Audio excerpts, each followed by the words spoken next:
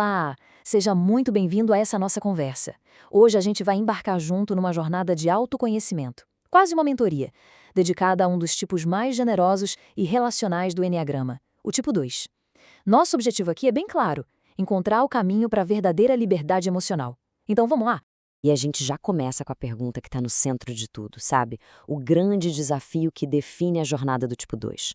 Como é que se consegue amar, cuidar de forma genuína, mas sem se prender àquela necessidade de ser absolutamente essencial na vida de alguém?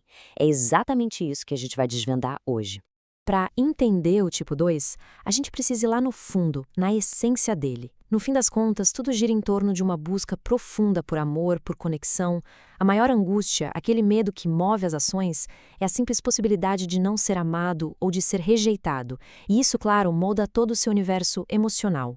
E para lidar com esse medo todo, o tipo 2 acaba desenvolvendo uma estratégia, muitas vezes sem nem perceber. É uma lógica interna, uma vozinha que diz: olha, se eu me tornar indispensável, se eu cuidar de tudo que você precisa, aí sim você vai me amar e nunca vai me deixar. É um jeito de tentar garantir aquela conexão que ele tanto precisa. E aqui a gente vê a grande dualidade do tipo 2. De um lado, quando está em desequilíbrio, a paixão do orgulho. É aquela certeza de eu sei o que é melhor para você, que corre o risco de virar uma ajuda que sufoca, sabe? Do outro lado, o caminho da evolução, a virtude da humildade. É o ajudar como quem rega uma planta, por puro prazer de ver florescer, sem esperar nada em troca. É a liberdade de simplesmente servir. O principal mecanismo de defesa aqui é reprimir as próprias necessidades. É sempre mais fácil focar no outro do que olhar para dentro, né? Nos níveis mais inconscientes, isso pode aparecer como carência, como controle, até de forma invasiva. Mas conforme a consciência vai se expandindo, o tipo 2 se torna genuinamente acolhedor até chegar naquele nível evoluído onde o amor é livre, leve e sem dependências. Bom, agora vamos olhar para uma espécie de bússola interna. Entender as asas e os subtipos é como ter um mapa para navegar pela própria personalidade com mais clareza. Eles mostram as nuances, os diferentes jeitos que a energia do tipo 2 se manifesta no mundo. As asas dão um tempero diferente, um sabor a mais. O tipo 2 com asa 1, que a gente chama de ajudador ético, é mais contido, mais focado em fazer a coisa certa, sabe? Ele junta o cuidado com o senso de correção. Já o 2 com asa 3, o prestativo carismático, é mais expansivo, mais focado em performance e em brilhar. E essa asa influencia totalmente a tomada de decisão. Um busca mais a integridade, o outro a aprovação. O primeiro subtipo que a gente vai explorar é o autopreservação. Pensa naquele cuidador mais discreto que age nos bastidores.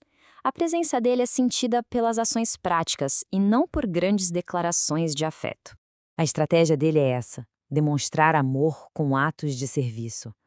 A grande sombra, a dor dele, é aquela carência que não é dita, que não é verbalizada e que leva a um sentimento de não ser visto, de não ser reconhecido. Por outro lado, a luz dele é imensa. Um cuidado verdadeiro e uma lealdade que não se abala. É aquela pessoa com quem se pode contar sempre. Agora, a gente muda completamente a energia. Chegamos no subtipo sexual, o 1 a 1. Esse é o sedutor, um tipo 2 magnético, intenso, que direciona toda a sua energia para criar conexões bem profundas e exclusivas com uma pessoa de cada vez. Aqui a busca é por uma fusão, uma conexão que vai além do superficial. A sombra, o grande risco, aparece quando essa necessidade de conexão vira possessividade, ciúme. Mas a sua luz, no estado mais saudável, se manifesta num amor que é incrivelmente profundo, intenso e capaz de transformar. E por fim, temos o subtipo social, o influente. Aqui, o foco se expande de uma pessoa para o grupo todo. Esse é o tipo 2 que quer ser a cola que une todo mundo, sabe? O centro da rede, a pessoa indispensável para a comunidade.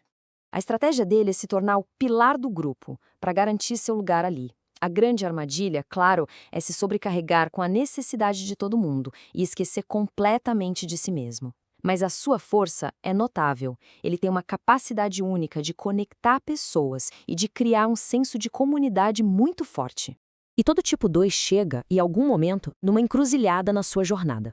De um lado, o caminho para baixo, o da regressão, que é ativado pelo estresse. Do outro, o caminho para cima, o da evolução, ativado pela autoconsciência. São as duas direções possíveis do desenvolvimento. Sob pressão, quando se sente não reconhecido, desvalorizado, o tipo 2 acessa as características mais negativas do tipo 8. A generosidade dá lugar ao controle. A pessoa fica mais dominante, mais irritada e pode até confrontar os outros cobrando aquele reconhecimento que sente que não recebeu. Um líder tipo 2, sob estresse, por exemplo, pode se tornar bem autoritário, centralizando tudo. E aqui, pessoal, está o caminho da liberdade. Ao se integrar, o tipo 2 vai em direção ao tipo 4. Ele para de focar tanto no outro e, finalmente, se volta para dentro. É nesse movimento que ele aprende a se conectar com as suas emoções de verdade, a desenvolver a própria identidade e a descobrir que seu valor não depende de ninguém. Uma dica prática para isso: meditação. Tente tirar 5 minutos por dia para sentar em silêncio e só se perguntar: o que eu realmente preciso hoje? Então tá, mas como é que se coloca isso em prática? Existe um código, um passo a passo para quebrar aquele padrão que aprisiona o tipo 2 e finalmente encontrar a tão sonhada liberdade emocional? Primeiro, é fundamental reconhecer o ciclo vicioso. Tudo começa com ajuda, mas, secretamente, existe uma expectativa de retorno. Quando esse retorno não vem do jeito esperado, surge a frustração. E a frustração leva à cobrança e, no final, à mágoa. É um ciclo que se repete e que gera um sofrimento danado. A quebra desse padrão começa com a consciência. Depois vem o cultivo do alto valor. O terceiro passo é crucial: estabelecer limites. Isso significa aprender a dizer não de um jeito saudável. Por exemplo, quando um colega pede ajuda e você já está no limite, dizer adoraria ajudar, mas agora preciso focar nas minhas tarefas, não é egoísmo, é autocuidado puro. E isso leva a um amor saudável e a evolução contínua. E qual o destino final dessa jornada toda? É a transformação. Um tipo 2 evoluído se torna um líder e um parceiro excepcional, capaz de construir relações baseadas na força do equilíbrio e não na fragilidade da necessidade. Na liderança, o tipo 2, que evoluiu, vira um mestre em equilibrar empatia e autoridade. Ele consegue cuidar da equipe sem ser permissivo demais. E o mais importante, ele aprende a delegar. Ele entende que confiar tarefas aos outros não diminui sua importância. Pelo contrário, fortalece o time e demonstra confiança, mantendo a conexão emocional de um jeito muito mais saudável. E nas relações afetivas? A virada de chave é gigante. É entender que amor de verdade não se conquista com serviço, se constrói com presença, com reciprocidade, com autenticidade. Ao cuidar de si primeiro, o tipo 2 se torna capaz de amar sem dependência, oferecendo ao outro um amor que é uma escolha e não uma necessidade de sobrevivência. E essa frase, nossa, ela resume tudo de forma brilhante. A busca por amor é natural, é humana. A verdadeira evolução, a liberdade, acontece quando o tipo 2 aprende a manter essa busca sem se perder de si mesmo no processo. E, para a gente terminar, eu deixo uma reflexão. Não é sobre mudar tudo de uma vez. É sobre dar um pequeno passo.